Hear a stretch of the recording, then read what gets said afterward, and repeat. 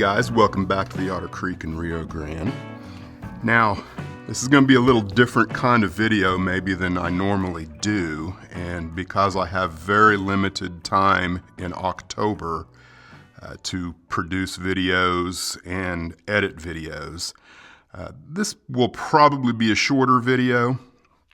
I'm not entirely sure. I may even plug this into a larger video somewhere else down the road. I just don't know at this point. But what I've got is I've got this piece of foam. I made this months ago, maybe even a year ago. I'm not sure when I made it, but it's just, 4 or 5 pieces of foam glued together, and then I overlaid it with plaster of Paris and then did some carving. And because I know that in the future I'm going to be doing a lot of carving with foam, I'd kind of like to have an idea of what paints I want to make use of, for the overall color scheme of the railroad. And I just don't know where I'm at on that. I have an idea. I've got some pictures. And so this is really going to be nothing more than an experimentation to see if I can come up with something I like. A lot of my inspiration for the Otter Creek and Rio Grande comes from around Basalt, Colorado, Leadville, Colorado, and there's a pretty wide variety of colors. And this kind of red oxide, this is burnt sienna here, is very prevalent in a lot of the colors there, but I don't know that I really like that or if that's what I want to see on my railroad. So, I'm going to mess around with this and see how it goes. Now, my first thought is I might kind of divide this in half and concentrate on everything on the right-hand side first, just so that if I don't like where it's going, maybe I can try an entirely different technique on the other half of it. And so the first thing I'm going to do, after watching a lot of other people, much smarter and more experienced craftsmen do things like this, I'm going to try some of those techniques, which is, the wet on wet that I think Boomer over there at Boomer Dioramas has kind of made famous. So I'm going to wet all of this down. And I'm just going to dab in. This is raw umber.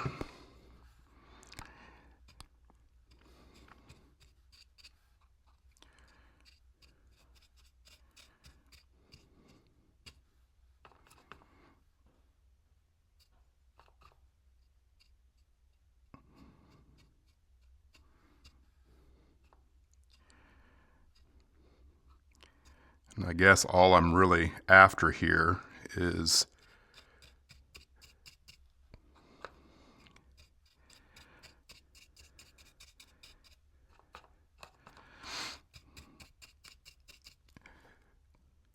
something that looks a little like that. Now I'm going to mess around with the burnt sienna, and I'm wanting less of this, I guess. I don't know. And my thought on this is that it would be maybe just in certain locations.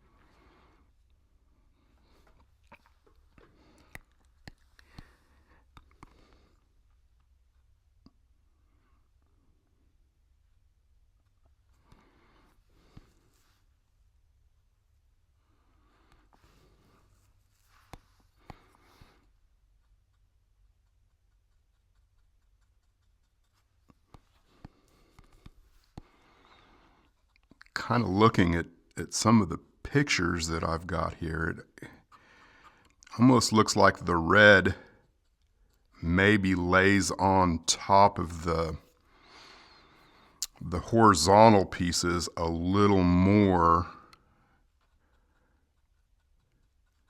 than any of the other colors. So I guess that's what I'm going to try here.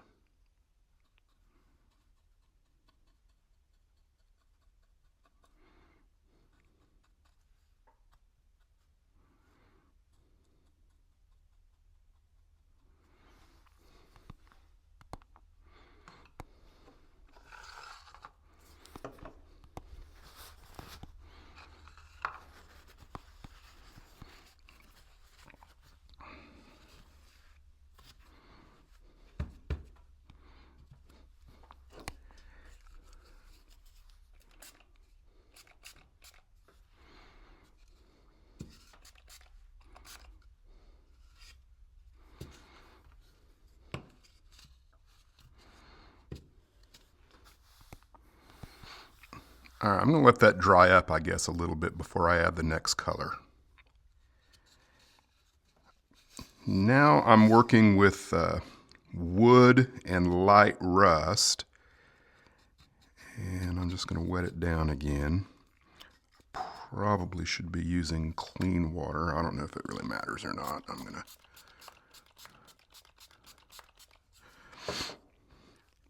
And this light rust, it's almost perfect for what my pictures are, but I don't know that that's what I want necessarily. It'll be interesting to see how this turns out. I think that's plenty for now.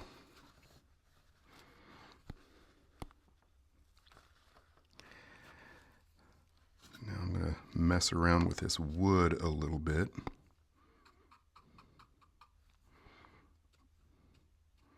The wood is closer to the overall color that I'm kind of wanting here.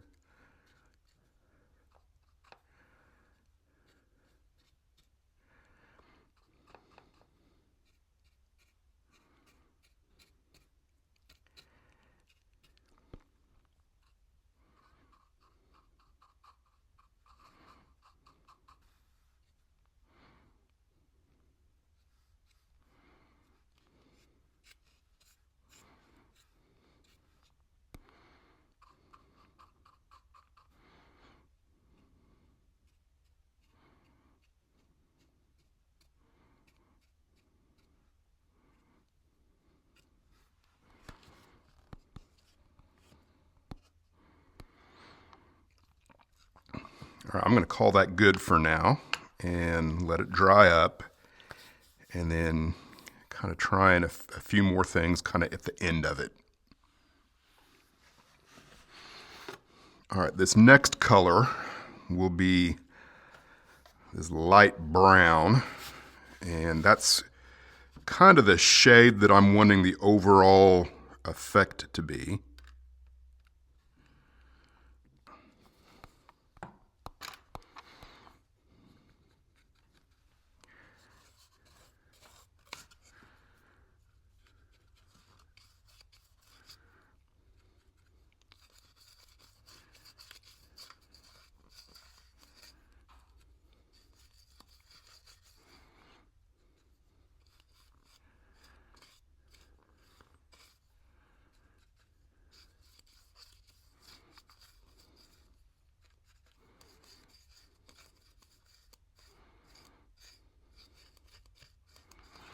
I don't want it to be too heavy.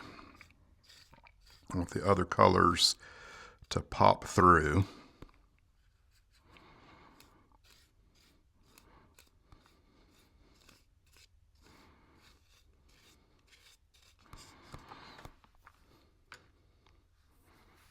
We'll see what happens with that. Now, there are places on rock walls that I have observed where areas will be considerably darker than other areas. I think in some places it's absolutely because water, maybe from the ground up above, maybe seeps through and it finds its way out at a lower point on the rocks or somewhere like that. So I'm going to see if I can replicate some of that right here.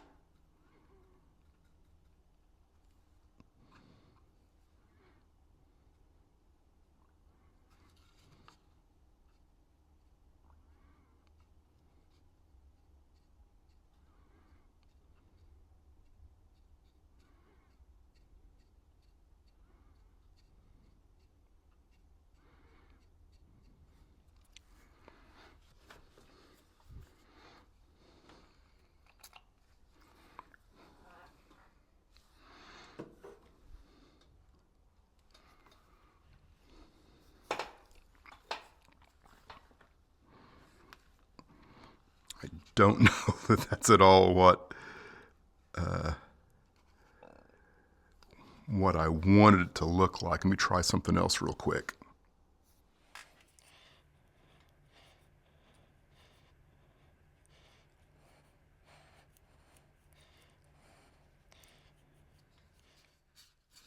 This is what it's looking like at the moment, and I don't hate it, but I'm also not real happy with this orange. I think it's just kind of too out there. So I think I'm going to do this side with either completely without it, or I'm going to limit it to only maybe the tops. I don't know. We'll see how this next part goes.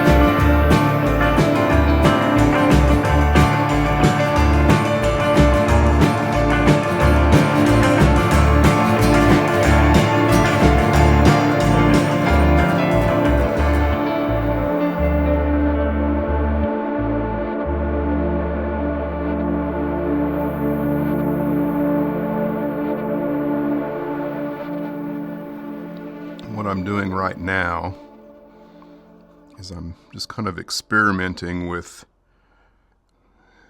if water hit the top of this ledge right here, where would it run down? So I'm trying to limit, what's going on here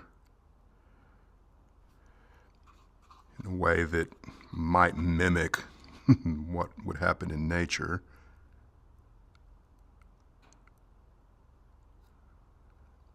I don't know how successful it is being.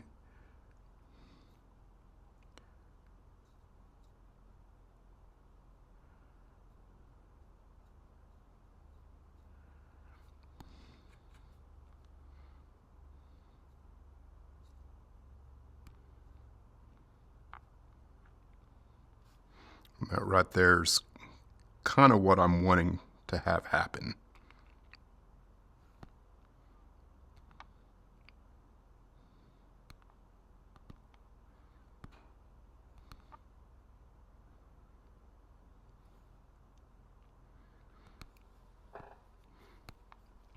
And I'm kind of intentionally using a darker wash here.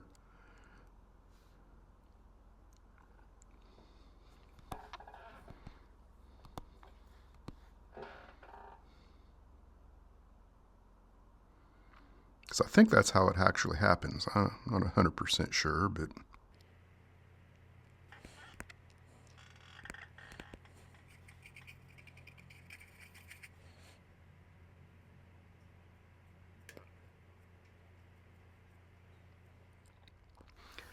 I would say in the grand scheme of things, I could live with this for sure.